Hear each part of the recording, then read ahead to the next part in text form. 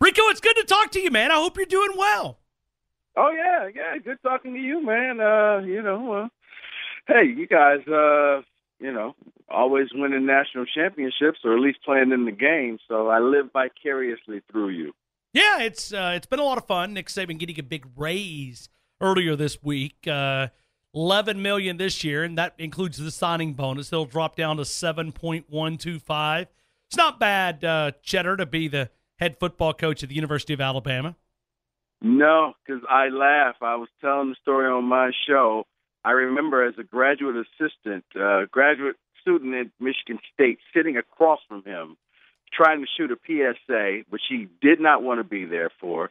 He didn't have time for, and he let me know so many times I'm wasting his time. We did it at one try. He read that thing horribly and was like, okay, and I'm done, right? So, yeah, I would have never thought this man would go on to be Nick Saban, king of college football.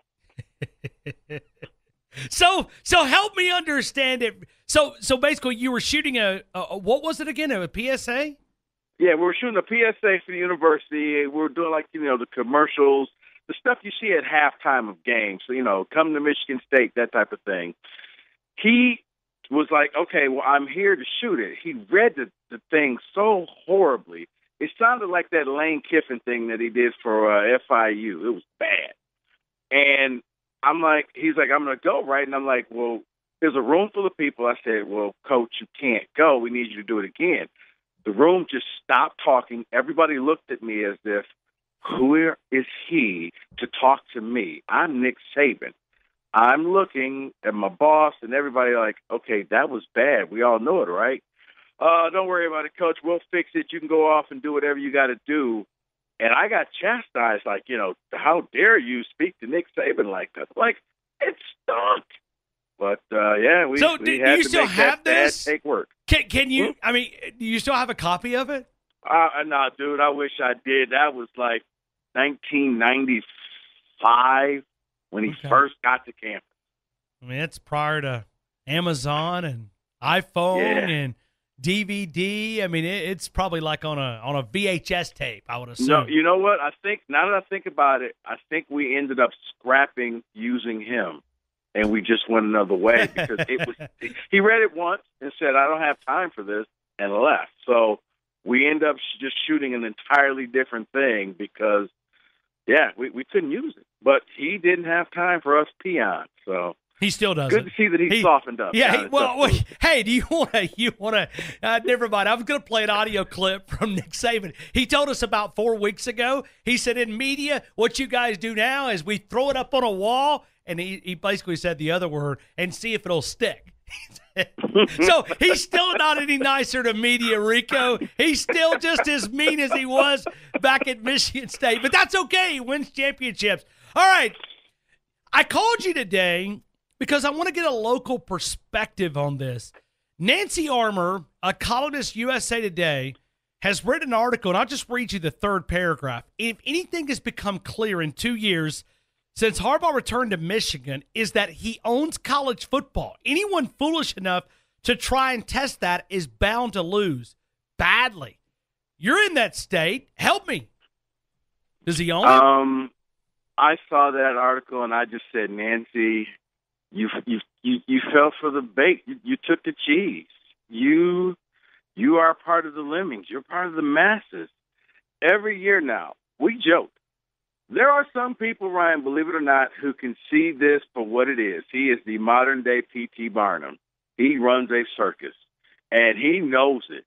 And he wins the off-season. This is year 3 in a row. He is the absolute undefeated champion of the off-season, whether it was having sleepovers with recruits, whether it was doing the satellite camps with all the different baseball jerseys he would wear.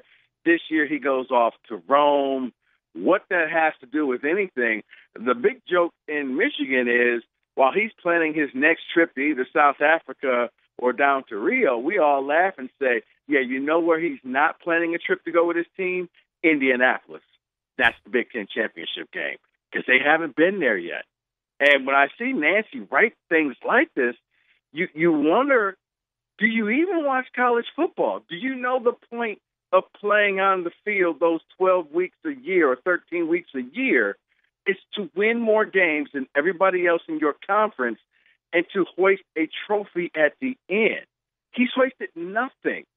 He won nothing at Stanford. I think, well, he won an Orange Bowl, but he never won the Pac-12.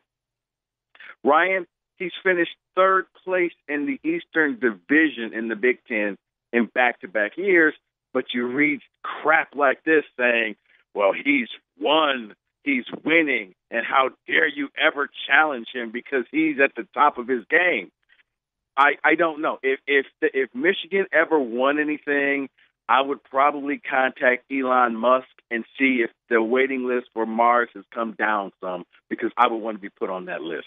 Rico, when you look right now, we're talking with Rico Beard, 92.1, does a big radio program up there, does some TV work as well as writes Team 92.1 FM. Rico, let me go into the conversation. Do you see him? Let me ask you this point, because I can't even make the statement that Nick Saban owns college football.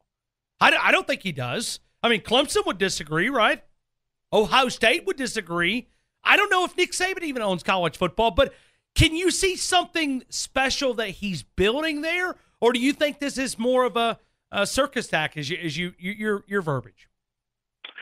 I think I won't know if he's building something special here, Ryan, until I see him win, because I've seen Urban Meyer win, and I would say, even though what Dabo did with Clemson, they won this year, Nick Saban is on top. I mean, let's face it. You know, I know you can't say it because it'll sound like you're biased, but coming from the North, if you're a kid and you go to Alabama, you're almost promised to be in the national championship game 3 out of 4 years, and you'll probably walk away with at least 2 championship rings if you stay at Alabama for 4 years. That's how many times they go. Alabama is the gold standard. Alabama is what other teams try to replicate. How can we be more like Bama? Are we recruiting like Bama? If we play Bama right now, would we win? They don't say that about them. And even in the Big Ten, is for the masses, for the people who buy the tickets to go see the Harbaugh circus, they get off into that. But anybody who knows college football knows if you can't beat Urban Meyer at Ohio State, then you're not going to win the Big Ten. Urban Meyer is the big dog. And for a while, you know, D'Antonio had something at Michigan State. I don't know what's going on there now because they really slipped and fell. But those were the 2 schools that were winning the Big Ten consistently. Harbaugh, he's masterful, and trust me, he's got so much rope at Michigan that it would probably take about 5 or 6 years of not winning the big games before they would realize that they got hoodwinked. He has to go out and win the close games. He hasn't beaten Ohio State yet, and when he goes on the road, he finds ways of not closing out games. You look at the Iowa game, you look at, you know, the Florida State game where it looked like they had it won. They just can't close out. And until you show me that you can get past a 10-3 record, then I can't put you I can't put you at the table of the top coaches. You're a good sideshow, you know. You're probably about a step above LeVar Ball, but you're a sideshow right now. All right, so Rico, I'm going to make this sort of fair, and I may be homeless by Monday, but we just had a new operations manager here at our cluster. He's a Michigan guy. Like the first day on the job, I'm down talking smack with him. Like literally, I mean, I'm going after my new operations guy, talking a little smack about Jim Harbaugh and stuff. Give me some material, man. I need some more material from a local perspective. Well, if you want to talk some smack, you could always use their little statement of those who stay will be champions and just say those who stay will finish in 3rd place in the Big Ten East. All right, so and you know, I'm looking at this, and I'm looking. You got to remember this SEC Big Ten, this SEC rival because of Jim Harbaugh. Florida could really shut that down in 120 days. I mean, Jim McElwain could sort of put an end to this. I mean, that momentum that maybe he's building there, Florida in Arlington, Texas, could sort of put a roadblock up for Mr. Circus Clown. He could, Ryan, because nobody knows. That's the big thing is, what does Florida bring? And does Florida actually have a quarterback this year? I don't understand how you can be in the state of Florida and not have a good quarterback. That I don't get. The fact that you had a washed-up Purdue quarterback as your starter last year, I was just questioning, like, what do you do for quarterbacks in the SEC? 2 former Purdue washouts were starters in the SEC last year, one Florida and one for LSU.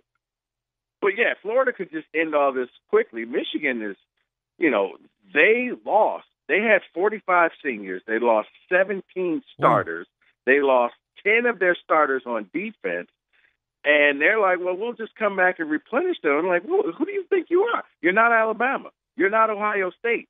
I don't think you're going to roll in there and just beat Florida. So, yes, some of us are hoping for a sound thumping in the Jerry Dome, similar to what Alabama put on them a few years ago, just to throw the cold water on their face, give them that ice bucket challenge of realizing, guys, you're not that great. You haven't won anything yet. And it's always a reason, it's always an excuse, but you just haven't won anything yet. Heck, James Franklin has now won more than what Jim Harbaugh has, and he doesn't even get the credit for it. Let me go to Urban Meyer here for just a couple of minutes. Generally, his tendency is he arrives on the scene, he goes crazy, he wins, he wins a national title, but then he begins to fade. And maybe he's learned because, Rico, I could tell you stories in Gainesville, Florida. I mean, he was running a football team with criminals. I mean, he broke records for people smoking dope. I mean, there was tons. Crazy offseason in Gainesville, Florida. That looks like that maybe he's changed some of that. He's got a little bit of control. Can he sustain this success in Columbus, Ohio? I think he can.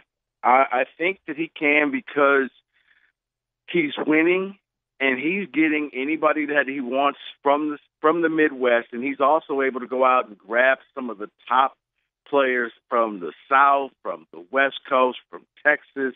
He's bringing in players they brought into what he's doing, and quite honestly, he doesn't have a ton of competition. Now, Michigan and Penn State are going out and getting the recruits, but Ohio State is just the other thing that's helping him is, my goodness, he's putting guys in the first round of the NFL draft year after year after year. So, yeah, players are noticing that and saying, if you want to go to the NFL, the quickest way to go, you go to Columbus. You'll play for 3 years, and then, boom, you're there. You look at a guy like Malik Hooker, who never started until last season, and he's drafted in the top in the first round of the NFL draft. So it looks as if he's found his niche, his place in life. Whereas in the SEC, I think you have a lot more competition. He's the king of the Big Ten right now, contrary to what Nancy wrote in this article, because Harbaugh went after the former Minnesota head coach, who's now the tight end coach at Florida State. It's Urban Meyer is just quietly carrying that big stick and beating everybody. He allows Jim to go out and be the buffoon. But trust me, up here in the North and the Midwest, I think everybody knows it's still Urban Meyer's show. He's found his niche in Columbus. So if not Jim Harbaugh, who can challenge Ohio State in the Big Ten? And here's what people will say, well, you're being homerish. Really, the only team that's given Urban Meyer a consistent headache has been Mark D'Antonio and Michigan State. Even last year, as bad as Michigan State was and as good as Ohio State was, Ohio State beat Michigan State by 1, and that's only because D'Antonio decided to go for 2 late in the game and just try to win the thing instead of kicking the extra point and maybe taking his chances in overtime. That's been his fly in the ointment. I think his record against MSU now is like 2-3, including losing in the Big Ten championship game. So that's the only team that has consistently beaten Ohio State. And I think it's just because they play a similar style and they can run the ball and I don't know. It's almost as if they've stolen the Urban Meyer playbook because every other year he just goes through every other team in the Big Ten. I think Penn State last year became the only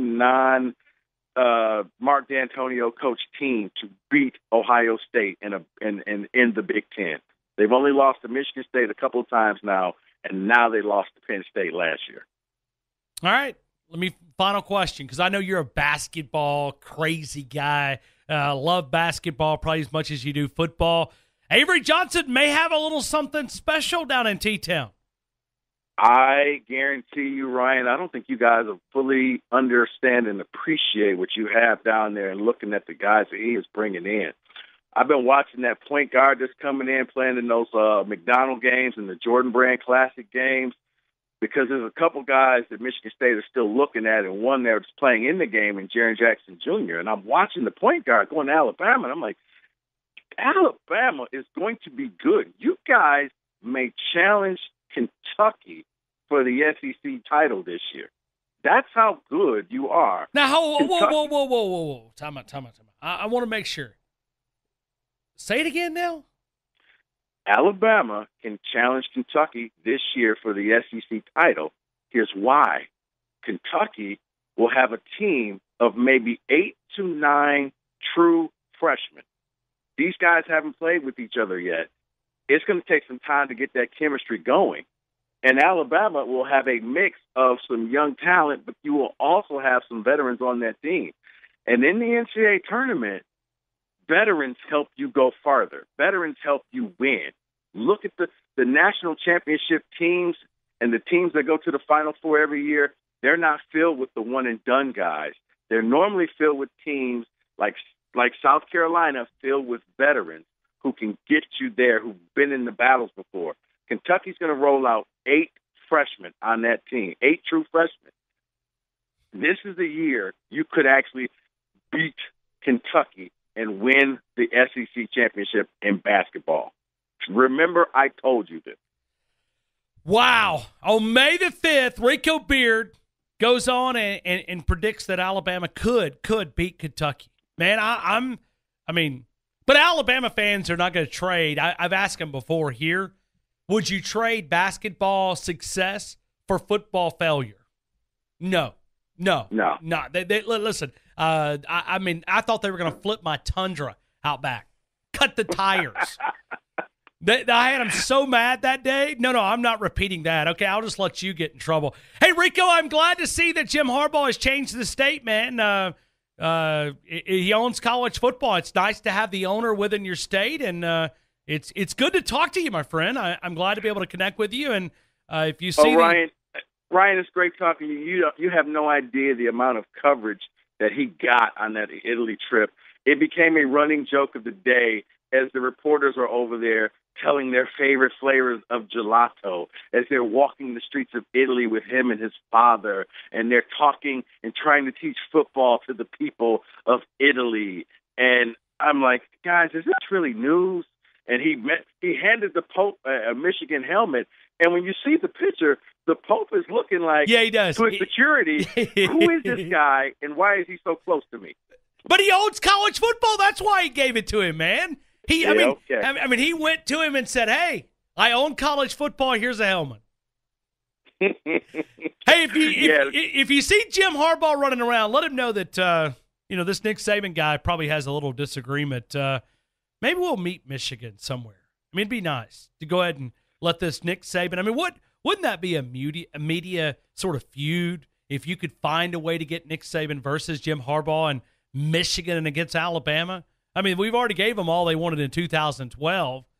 But, yeah. I think the only way you're going to get that is you actually put them on the schedule because, quite honestly, I don't see – I think Ohio State is just going to run away with this thing this year. Urban Meyer got embarrassed, and he came back to Columbus and cleaned house. He fired coaches.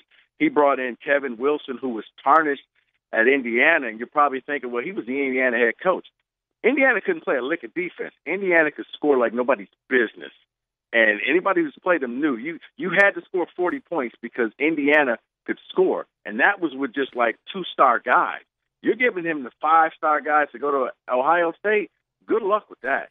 I think Ohio State will be representing the Big Ten for a long time.